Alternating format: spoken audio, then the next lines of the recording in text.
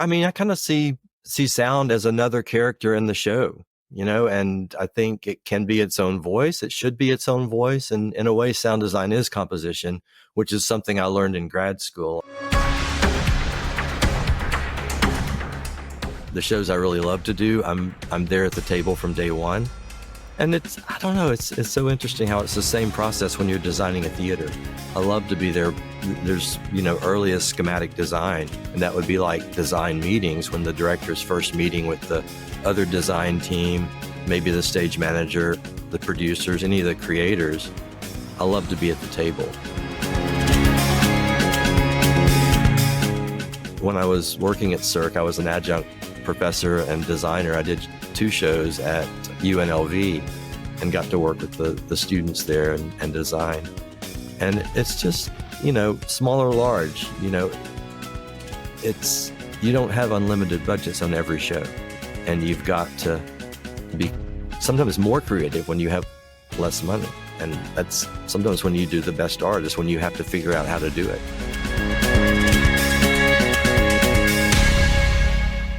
Welcome to Stagelync podcast. Brad Ward is with us today to talk about sound design and being a consultant for theater, and maybe all things Oysted. Brad is a senior associate and sound designer for Apero Design, a theatrical consulting firm which designs theaters and immersive experiences around the world. Brad heads the sound design subcommission for Oysted, the organization of scenographers, theater architects, and technicians who are presently planning the sound activities for World Stage Design in 2025 in the UAE. Brad is a New York City-based sound designer. He designed I Need That on Broadway and was the associate for Choir Boy, which won the Tony Award for Best Sound Design in 2019. Brad is an educator who provides workshops and classes around the world covering sound design and engineering, as well as the consulting processes. You may reach Brad via www.bradward.net or www.aperodesign.com. Hello, Brad. Welcome to the show. Hello, Anna. Thank you so much for having me. I'm really excited about this. Thanks for joining us and being one of our first guests as the new Stagelync podcast. Yeah, it's even more exciting. That's so great what you're doing. I really appreciate, what you're doing for the world of theater. I mean, thank you. So let's start a little bit with your background and how do you get to where you're at right now? What was that path for you? Well, I mean, I've been fairly lucky that I've always been interested in sound as long as I can remember. And I've not had many jobs outside of sound. So, when I was young, I would get a tape recorder for Christmas every year and I'd go out and record things. When I was in high school, I would even skip classes to go to work in the theater. And I think it was, right out of college, I worked in the theater. I didn't know you could be just exclusively sound. So I was more of a production manager, but I saw a Cirque du Soleil show. I saw Mystere in Las Vegas, and I was like, wait a minute, this is what I want to do. And, it took a while, but I worked really hard and eventually was able to focus exclusively on sound. And now I do sound and video, but I've been very lucky. Had a lot of people help me along the way. So I think that's what we do as humans. And in this industry, I think you mentioned 2 things that tend to be true for a lot of us. We didn't know exactly, but we had like a strong feeling of what we wanted to do, but we didn't know what was possible. And then a lot of people come along the way and say, oh, maybe these here, like start shaping and showing you what's possible and how to get there. It's not as easy as it sounds. yeah, so true. So true. So tell us, you said you were mostly, always interested on sound, but why sound design and not, let's say, music or playing an instrument, composing, conducting? What makes sound design so special to you? I kind of see sound as another character in the show. and I think it can be its own voice. It should be its own voice. And in a way, sound design is composition, which is something I learned in grad school. I went to the drama school at Yale, which it was a great program. But the composition teacher there, I said something about, oh, I'm not a musician. I'm not a composer. He's like, I beg to differ. I've heard your work and you are a composer. And while, I understand music, I can read music, I can write music, but I'm not a musician. So I could never play it publicly. But I think I've kind of found my niche in that I design systems, which are more like instruments that other people can use to deliver their work, their compositions or whatever. So I don't know. It all goes together, but every show is different. But that's kind of where I come from on music. If I do compose, what I really love to do is work in the studio. Like I'll chart out kind of what I have in mind, and then I work in the studio with musicians, and they improvise on my idea, and together we compose a piece. But really nowadays it's more about system design, and I work with other sound designers. I love being a co-sound designer. Like the last show I did with Fitzpatrick, he focused exclusively on the music, and I focused exclusively on the system, and together they made a great show. Sure. So you talk a lot about the system itself. Can you tell us a little bit more? What do you look for on a system? How do you integrate maybe that to the space or a specific play or musical or show? Mm-hmm. Sure. I think, even as a design consultant for spaces we design, it's the same process. You, first of all, know the show, know the people who are going to be the audience, the end users or whoever, and you figure out what they're trying to achieve. And then, you don't have to talk to them about speakers, about anything. You talk to them about what do they want to achieve. And then you or I go and design a system that meets their needs. And of course, I have to look at the space. Of course, I have to consider where they're going to let me put speakers in. I think Jonathan Deans, who was the sound designer for Beatles Love, he was lucky because it was the Beatles music. He could put speakers anywhere he wanted. I remember one day he said, no, I want to put a speaker there. They had to move a video screen so he could put a speaker there. And that doesn't happen. That's the only time in my life I think that will ever happen. So we have to think about the space, but really think about the needs of the end users. That's what's so important. And, it can't be an overcomplicated system because you only have so much time in rehearsal to make things, to polish things. You also want it to be easy to operate because you might not have a skilled operator. It might be a volunteer that's running the sound, or it could be the stage manager that's running, QLab that triggers light, sound, video all at once. So you want to, focus on what the show needs. Everything I do is bespoke. It's for that show. Yes, many of the things we do, but at the same time, we also have to adapt sometimes to certain spaces, constraints, budgets, uh, ideas some other people might have.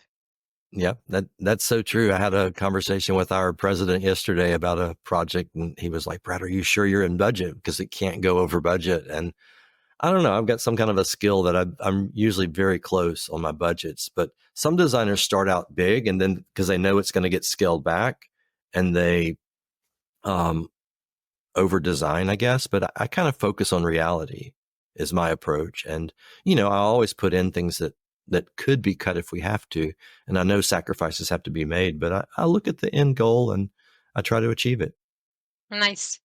How much influence do you get from composers or directors?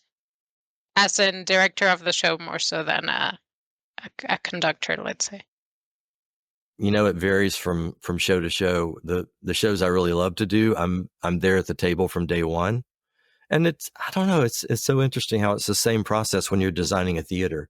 I love to be there. There's, earliest schematic design, and that would be like design meetings when the director's first meeting with the other design team, maybe the stage manager, the producers, any of the creators.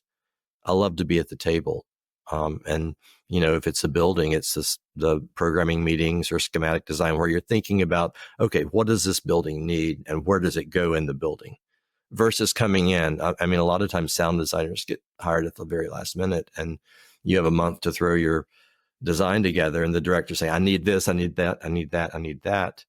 Of course, we do it, but it's nice when we can be trusted and be in on the whole conversation, and together we create this instrument that's a show. Nice. Do you want to talk a little bit about your process, your creative process? You've already started, and it sounds like it's similar between the sound design and your theater consulting work. Sure. I mean, the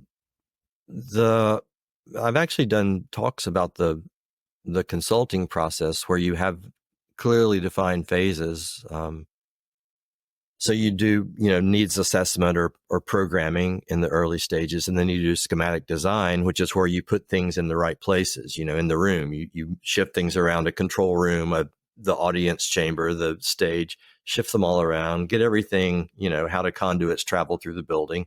And then where you do most of your work is design development, which is the next phase where you really work with the client and the owner and the end users and figure out exactly what you can do with the space that you're designing and what the budget will allow.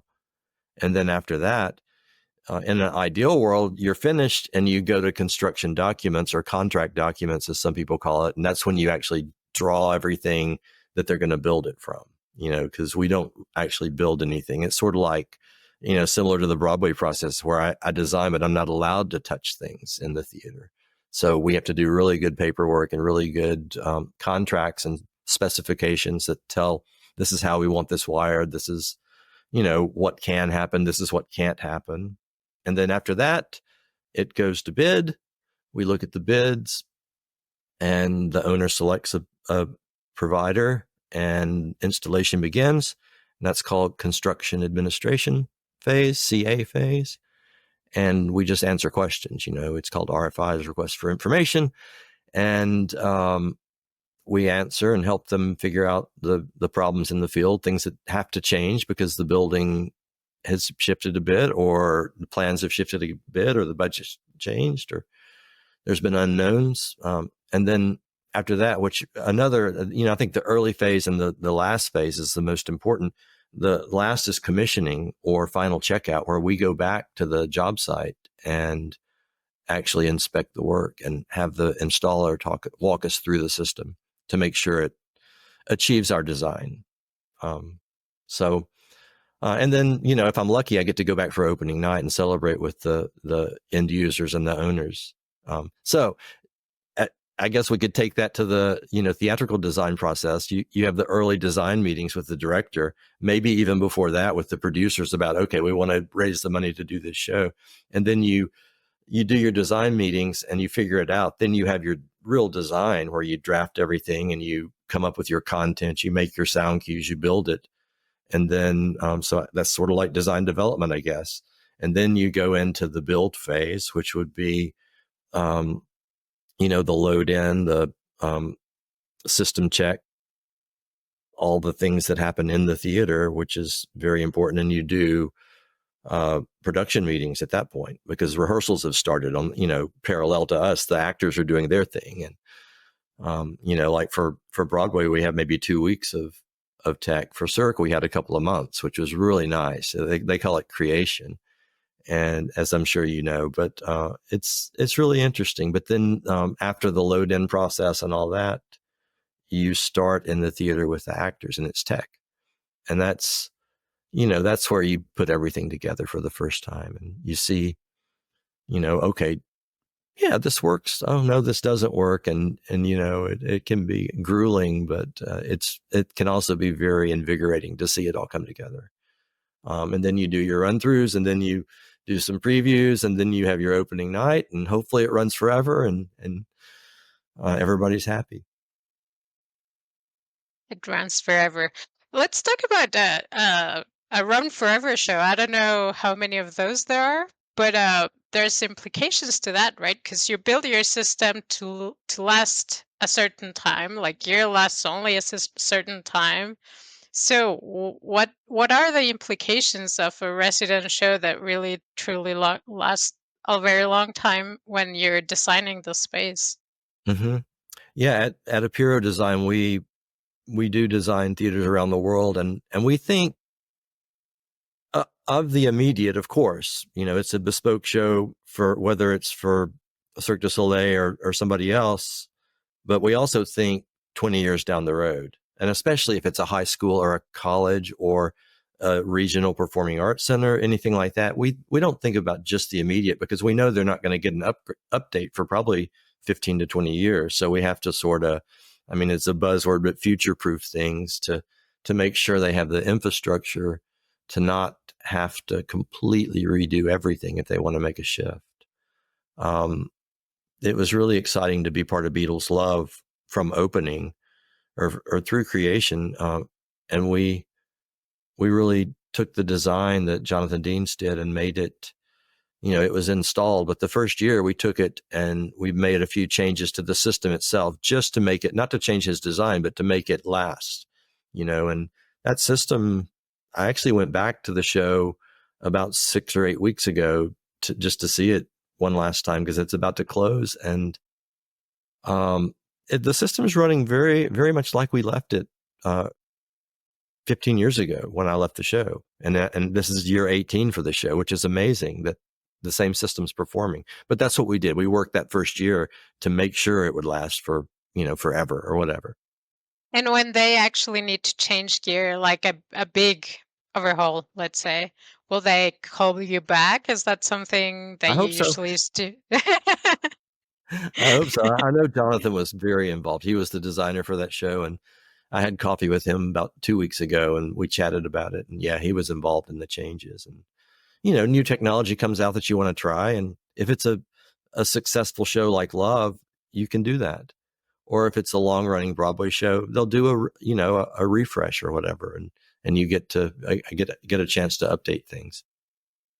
How different is it to foresee the use of a building that's going to be uh, used only for like a specific show, like a resident bespoke show, versus a venue that's more like a roadhouse or a receiving house that will have different kind of shows all the time? I think what's important is really, yeah, thinking about what they're going to do with it. And if it's the road shows, what's important is the infrastructure. Do they have a pathway to get a cable from backstage to the mix position or to the light booth or wherever they need to run a cable without running it down an aisleway? Because that creates a safety hazard. You have to put the ramps over the cables and stuff. So you give them pathways, number one, and you give them power. Give them plenty of power. We always do isolated audio power that keeps the system sounding clean, no buzzes, no hums, things like that. So that's number one for a roadhouse. And then the second thing for a roadhouse would be back of house and lobby systems. They're not going to want to put in dressing room systems and lobby systems for every show. So that's what you can focus on. And then I guess lastly would be the main system in the building, in the theater itself. Maybe you want a house sound system, or maybe it's going to come in with the show. And if it's like a Dragon show or a Cirque du Soleil show, they know what the show is going to be. They're going to have a sound system designer that works with the sound designer, and they're very specific about their needs. So yeah, you design it. But if it's a roadhouse, you might just want a clean slate, And Broadway theaters, that after a show closes, they strip the theater out. It's 4 walls really, and it's the theater proper, and they start all over. So And now, a note from our sponsor. The Stagelync podcast is proud to be sponsored by Clearcom. Clearcom is the leader in voice communications for theater and the performing arts. Call your cues with the simplicity and elegance of Clearcom Intercom solutions. You can find them at clearcom.com. Go check them out. That's interesting. Very interesting. Do you want to talk a little bit more about other venues that you've worked on, other or shows other than Love? Sure. I think I don't know. I mean, recently I've done 4 shows here in New York on Broadway, and 3 of them I was an associate designer, and the fourth one I was credited as a designer. So it was exciting, but I got to work with a wonderful team. And one of the greatest plays I've ever worked on was Choir Boy, and it was written by Terrell McCraney, and he was one of my classmates at the drama school. And I think I don't know, it almost spoke to the pathway of my life, and I think that's why I liked it so much. But the music was great. The cast was just amazing. Fitz's music was wonderful. The director was wonderful, Trip Coleman. Um, yeah, so I think being part of that team was really, really a highlight of my life.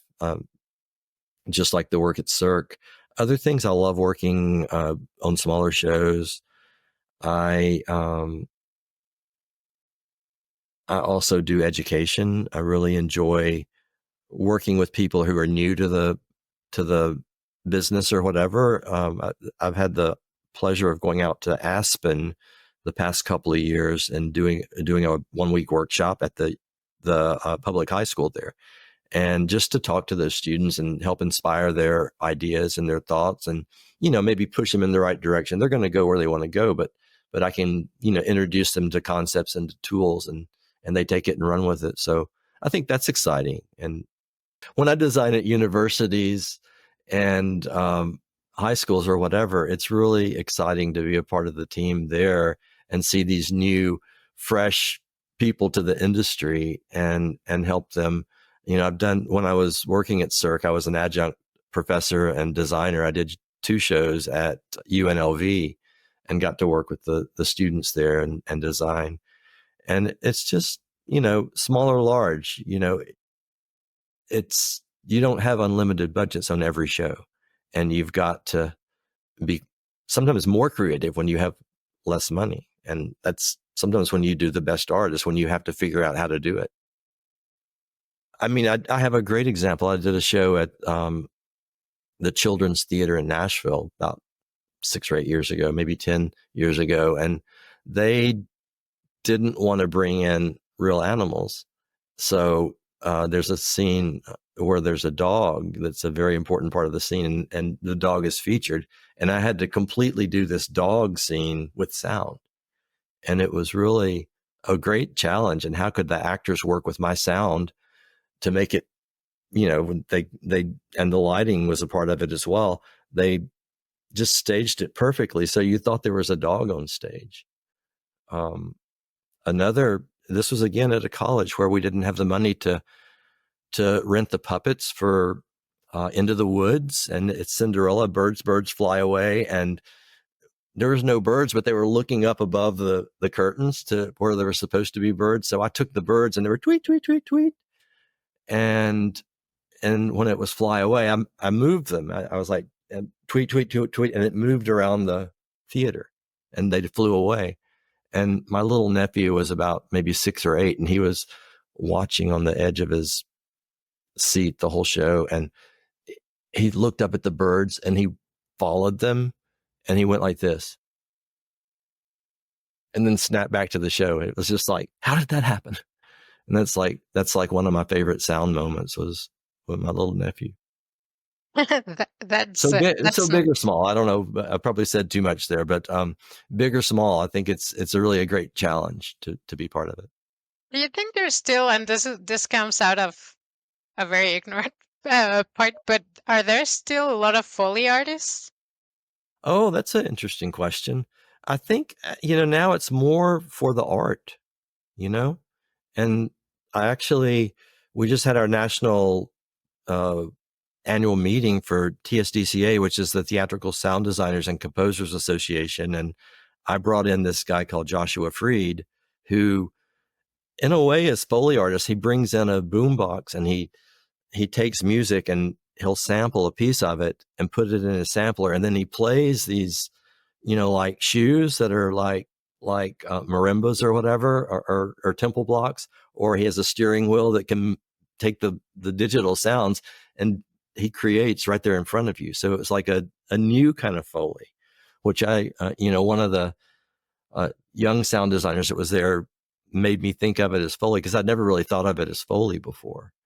Um, Other true Foley artists where they have a cart on stage, it's pretty rare now, but I think it's really, if it's done for a reason, I think it can be very inspiring.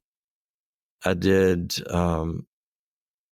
I did a show for Bristol Riverside Theater, and it was, I think it was King Lear, and they wanted to interact with the set, and it wasn't terribly successful, but I put triggers on stage where we could record sounds and they could go hit a tree, or they could, stomp on this section in the stage or hit this thing on the back of the stage and it would trigger a sound. It worked in some instances, but it wasn't that useful in other instances. So I think that's another important part is being willing to try things. But Foley proper, um, I think it's really interesting. Um, but it has to be really thought through. I think it's fun, but but yeah, I don't know. I don't think I've ever really seen it. I think I've seen it more in a recording studio as a tool or as a way to Yeah. develop Yeah. for the Yeah. And bigger. when you need to make your own sounds and you record them, that's certainly, I certainly do that from time to time. Um, because yeah, there's only so many sound effects out there. And I know there's more and more libraries, but I mean, for a long time, you'd always hear this one scream every time somebody needed a scream in a show, like, it's that same tired scream that came from this movie or came from whatever, where it came from after a while. But yeah, it's good. And for those that don't know what a Foley artist is, do you care to describe it in a couple of words? I think you've already done Sure, so. yeah. Foley artist is a person who really performs on stage. It's like a live sound designer, and you might have a Foley cart. That's something that comes out on stage, and you've got all these, sound toys. You might call them. It's like I've got things put around different places. I don't really perform though, but like a chicken that goes ricka ricka ricka, or a cowbell, which is one of Anna's favorite instruments. Anna Rob's favorite instruments. You can ask her about that one of these days. Um, but or bells or a piece of glass that you break, and this person usually is on stage nowadays if they're going to have one, because it's expensive to have a Foley artist, but they're like another performer. um what's the show, Prairie Home Companion was really, they always had a live, it was a live radio show, but it was produced as a live show, and there was a Foley artist there on stage who actually also spoke at TSDCA about 6 years ago, and it was interesting to hear, his challenges with recording live sounds. But you got to know how to use the mic. You take balloons, you make sounds with it, rubber, anything that makes sound, you do and perform there with it live. I don't know. Was that a good? Yeah, no, totally fine. Anything that makes sense really truly speaks to that, because everything can be part Yeah. of that But cart. but nowadays, like I was saying with Joshua Freed, Radio Wonderland is his thing. It's digital Foley, whereas you can sample with a recorder of some sort. You sample a little section of sound and then you transform it into the things you need it to be. And it's more like, dance music or something, but you make these sound effects with a piece of another sound. Or like rap is really, really known for sampling other people's work and putting it into loops or doing things with it. But I think that's really something you're going to see more and more of is taking, digital things and creating with them, creating new work out of old things. And it'll be really interesting to see how AI and, artificially generated sounds, how that affects our industry, because it's starting to happen. I saw an app yesterday where you can actually have music composed uh, based on an algorithm or based on a piece of text that you send it. And I hate to think of being out of a job because of AI, but I think what's more important is I figure out how to use those tools to make my work even better. I was gonna say, because like you can always understand it and work from there instead Right. of Yeah. doing the hard work or that part of Yeah. the job. Let it do Hmm. and then take it from there. Make Yeah. be more efficient, Absolutely. I guess. Yeah. Do you want to talk a little bit more about education? You're very passionate about it. You've talked a little bit here and there throughout the podcast. I think with Oystat, you do that a little bit, and you've been working in different universities. Yeah, I mean, I grew up in a educational atmosphere. My dad was a professor and librarian, so I would go. Um, I sort of had my own office at his library. In the summer times, I would go and make sound effects in this little office. I'm sure it drove the people down the hall crazy, but yeah, I love being around the students and experiencing their thought process where they're not jaded by what's happened to them and they haven't been told no so many times. And after you get told no so many times, you just quit trying things. You go with what always works. But um, to get to see what those students really want to try, and even if they fail, it's great. I was listening to one of Anna Rob's podcasts the other day, and I think you were probably on it too. But she was talking about somebody that told Franco Dragone, "Oh, that's impossible." He said, "Prove it." And they sat there and worked and worked and worked, and they proved it wasn't impossible. He was right. So I love it when students do that challenge. I think sharing knowledge is very important. I really am very grateful to my mentors over the years who took the time to listen to my crazy ideas and to, kindly tell me when I was wrong and tell me when things wouldn't work or help me realize why they wouldn't, but also the ones that I could affect their process. They would listen to me and they're like, "Oh, we can make what I've done better through your ideas." So I think that's the great thing about education. And in a way, it's giving back, but I don't know. People always say that I get just as much as I give. It makes me feel good to see people succeed. And once in a while, you get to hear what they come back and remember you years later. Actually, one of my old student was through New York touring, and I ran into him, and he was, the road manager and monitor mixer for a known country act, and it was exciting to get to be there and see their success. So Do you have a lot of students, or have you had a lot of I've students only throughout? taught full time for 1 year. And that was in Nashville, and I think what's really important about teaching is you've got to be a working professional. So you've got to stay busy in your field, and so you're on top of the game. You've got to teach them the latest, the greatest, whatever. You don't want old, outdated ideas. So that's important. So what I find more successful now is to teach adjunct or to do workshops like the one in Aspen that I do every year, where I can go and share my experiences and just collaborate with them in a learning environment. I think it's great. When I was at CERC, UNLV had me teach their graduate sound design course for a year, which was great. And I'm still in touch with those people. I'm probably one of those with way too many Facebook friends. I think it's a good way to keep up with people, and it's always good to see what they do and to share in their success in a way. That's nice. What would you say is your favorite thing about your job? My favorite thing about my job, wow. I think the favorite thing about the job is just getting to see the success, to see, you know, help other people achieve their dreams and to be a part of that. And if I can just be some little part, I don't want to be the star. I don't want to be, it's not about ambition personally. It's about being part of a team that's taking a project to success. So I think seeing those things are really very important.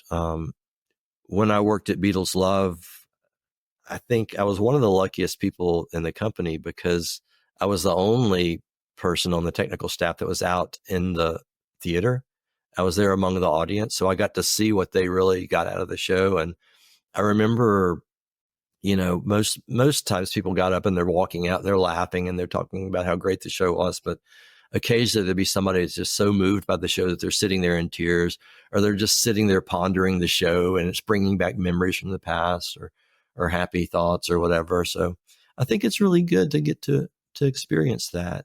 Um, for me, it's wonderful to see these facilities that we design being used, and just hearing the number of lives that they've impacted over the years as, an instrument to deliver this entertainment, or to deliver these plays or whatever, and make people's lives better, enriching people's lives. I think it's really important.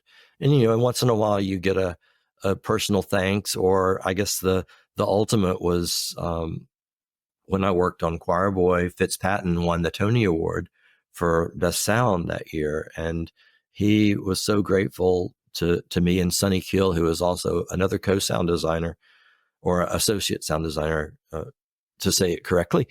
And he took us up on stage with him when he accepted his Tony. And that was a night that I'll never forget. My phone was blowing up. Brad, it was great. But that's, once in a lifetime, and that's not what it's about either. It's just about being part of a wonderful team, really.